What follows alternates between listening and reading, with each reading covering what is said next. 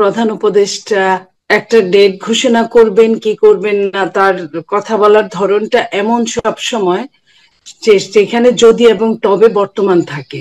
সংস্কার নিয়ে বসতেই দেখছি, সংস্কার নিয়ে খানা পিনে চলছে। এই সরকার আন্তর্জাতিক পর্যায়ের একজন সেলিব্রিটি, সেই সেলিব্রিটির অবশ্যই বোঝা উচিত যে কোনো কিছু কুক্ষিগত করে সেলিব্রিটি থাকা যায় না। এই দেশের মানুষরা ভীষণ ডেঞ্জারাস, ভীষণ ভালো মানুষ, ভীষণ যেখানে যদি এবং তবে বর্তমান থাকে। তো যদি এবং তবে যদি বর্তমান থাকে, তাহলে এই ডেট দেওয়া না দেওয়া এইসবে কিচ্ছু আসে যায় না। আমরা যতটুকু জানি শুনেছি যে উনি যখনই সমস্যায় পড়ে, এবং আমি শুনেছি কি, আমি নাম ধরেই বলতে পারি, একজন পলিটিক্যাল লিডার আপনার বাম সংগঠনের প্রিন্স ভাই, উনি তো ওপেনই বললেন যে উনি বিপদে পড়লে আমাদেরকে ডাকেন, কি এজেন্ডা কিসের জন্য কিচ্ছু বলেন না, এবং এটাই বাইরে প্রচার করেন যে আমরা সমন্বয়হীনতা না, আমরা সমন্বয়ের মধ্যে আছি, জাতীয় ঐক্য আমাদের মধ্যে আছে, এটাই দেখানো হয়। এই জায়গাগুলো থেকে আমরা বলতে চাই যে প্রধান উপদেষ্টা জেনে বুঝেই হয়তোবা একটা ডেট নিয়ে উনি আবারও লুকোচাপা করতে পারে। আবার এটাও হতে পারে মানুষের পরিবর্তন তো হতেই পারে, এমনও হতে পারে যে উনি সত্যিকার অর্থেই নির্বাচন দিতে চান। আর সেই বিশ্বাস করে করে বারবার বিএনপি হোঁচট খাচ্ছে, বিএনপি ক্রস ফায়ারে পড়ছে, বিএনপি ট্রাপে পড়ছে, এরকম তো কথা এর মধ্যে এস্টাবলিশড হয়ে গেছে, এবং যার কিছুটা উপলব্ধি নিশ্চয়ই আপনারা করছেন। নির্বাচন তো প্রলম্বিত হচ্ছেই। সেই জায়গা থেকে যদি প্রশ্ন করি, আপনারা বিশ্বাস রাখতে চান, আমরাও বিশ্বাস রাখতে চাই, আস্থা রাখতে চাই, কিন্তু আবারও যদি হোঁচট খেতে হয়, এর শেষটা কোথায়? দেখেন, বিএনপি একটা বড় দল, হয়তো বা হোঁচট খেয়ে সামলে দাঁড়াতে পারে বলে বিএনপির জনপ্রিয়তা এত। নইলে আওয়ামী লীগের 15.5 বছর হেন কোনো প্রচেষ্টা নাই, করা হয় নাই বিএনপিকে টুকরো টুকরো করার, অথবা তার আগে 1/11 সরকার, তারা হেন কোনো প্রচেষ্টা নাই যে -2 ফর্মুলাকে বাস্তবায়ন করার। তো সেই জায়গা থেকে বিএনপি এখনো আল্লাহ রহমতে মানুষের দোয়ায় মানুষের সহযোগিতায় দাঁড়িয়ে আছে। তো মানুষকে বিশ্বাস করা ভালো, যে কথাটা বললাম, বিএনপি যদি অতীত থেকে শিক্ষা নেয় তাহলে এইবার হাতের পাশ ছাড়বে না। ছাড়বে না বলেই আমার মনে হয় যে তাদের কর্মসূচিগুলো কিন্তু ফেলে দেওয়া হয় নাই। 3 মাসের, আগামী 3 মাসের কর্মসূচি তাদের আছে। তো সরকার, আমি এক কথায় বলতে চাই, সরকারের একটা ডেট দেওয়া, ধরেই নিলাম পান্না ভাই সরকার ডেট দিল, ডেট দেওয়া মানে নির্বাচন না, ডেট দেওয়া মানে সময় ক্ষেপণ, ডেট দেওয়া মানে আপনার সিসির সাথে সরকার যদি কথা বলে যে কয়েক মাস হাতে দেশের যে সিচুয়েশন, দেখেন নির্বাচনের প্রথম যে কাজটা যারা করেন, ইসি তো হুকুম দেওয়ার লোক, ইসি কাজ করার লোক না। কাজ প্রথমে যেটা রোড লেভেলে করেন সেটা হলো পুলিশ।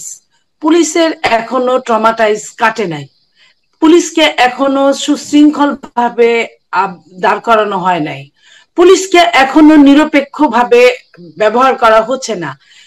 এরপরে থাকে আপনার প্রশাসন, ডিসি, এসপি, ওসি, তারপরে কি বলে আপনার ইউনো, এরা এই জায়গাটায় আমার মনে হয় না যে আগের যে আওয়ামী লীগের যারা ডিসি, এসপি ছিল তাদেরই ম্যাক্সিমাম, তাদেরই কোথা থেকে দিবে, একটা লেভেল লাগবে তো। তো সেইখান থেকে ওইখানেও কিন্তু রাজনীতি শিকার হয়েছে, স্বীকার করেছে এই সরকার, যাদেরকে দেওয়ার কথা তাদেরকে দেয় নাই। এই নিয়ে ডিসি নিয়োগ নিয়ে আমরা অনেক কিছু দেখেছি, শুনেছি, পড়েছি।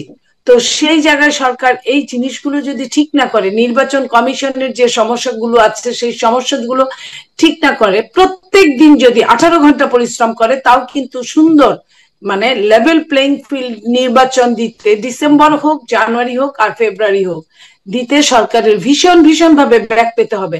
আমরা কিন্তু কার্যক্রমে শুধু সংস্কার নিয়ে বসতেই দেখছি, সংস্কার নিয়ে খানা পিনে চলছে, কাজ বাঁশের যে তৈলাক্ত বাঁশের অঙ্কের মতো বানরের, যে 3 পা এগোয় তো 4 পা পিছায়। এই অবস্থা হতে থাকলে নির্বাচন এই সরকার দিবে নাকি নির্বাচন না দেওয়ার জন্য এই কাজগুলো, লাইক আমি যদি আপনাকে বলি গোপালগঞ্জে যা দেখলাম, গোপালগঞ্জ একটা জায়গা, সেখানে যুগের পর যুগ এই ঘটনাগুলো ঘটে আসছে, এটাই নতুন তা না। তাহলে যেইখানে ঘটনাগুলো ঘটে আসছে, একটা এই সরকারে তো কোনো রাজনৈতিক দল নাই, ছিল না, থাকার কথা না, কিন্তু তারপরেও কোনো একটা রাজনৈতিক দলকে বিশেষ সাপোর্ট দিয়ে উস্কানিমূলক বক্তব্য রাখিয়ে তাদেরকে পাঠানো হলো এবং ওইখানে 4-5 জন লোক মারা গেল। আমার কথা হলো যে মানুষ খারাপ হতেই পারে, খারাপ মানুষের জন্য শাস্তির বিধান আছে। আপনার এরকম করে বিনা বিচারে মৃত্যুর কোনো বিধান নাই। এইভাবে এটাকে সৃষ্টি করা বলে।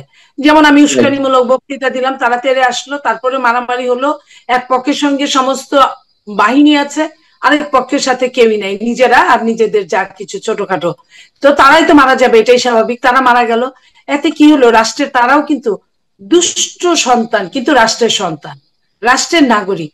এবং যে মারা গেছে তারা কিন্তু পথিক পথচারী, এমনই হয় বেশিরভাগ। হয়তো সেখানেও এরকমই হয়েছে, আমরা এরকমই শুনেছি। তো এই জায়গাগুলা, এই মানুষগুলো যারা চলে গেল তারা কিন্তু ফেরত আসবে না।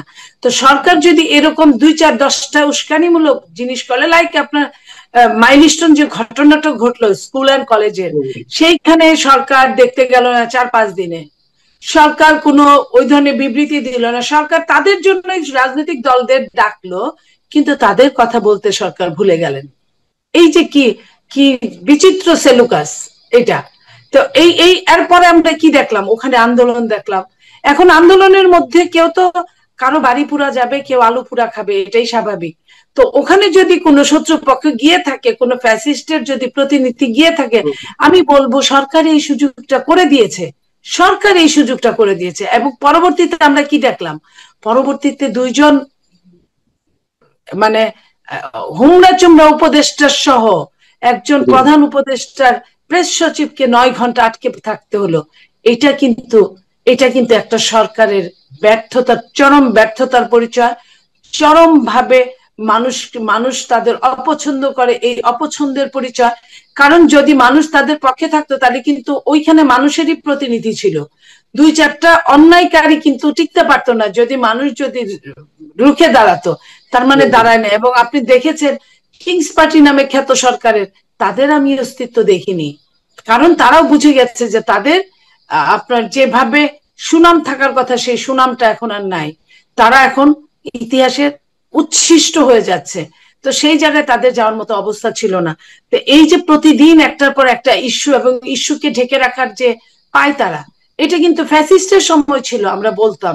তা সেইটা যদি একই জিনিস থাকে, তাহলে তো আমরা যেইখানে যে তিমিরে ছিলাম সেই তিমিরেই তো আছি, আমাদের তো কোনো চেঞ্জ আসছে না।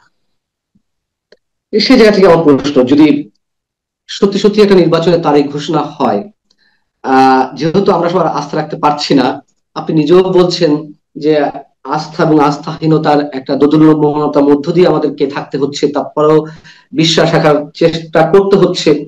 ধরুন তারিখ ঘোষণা করলো, ফেব্রুয়ারিতেই নির্বাচনের টাইম ফ্রেমটি ঘোষণা করলো, কিন্তু অক্টোবর নভেম্বরে গিয়ে বলা হলো যে না, নির্বাচনের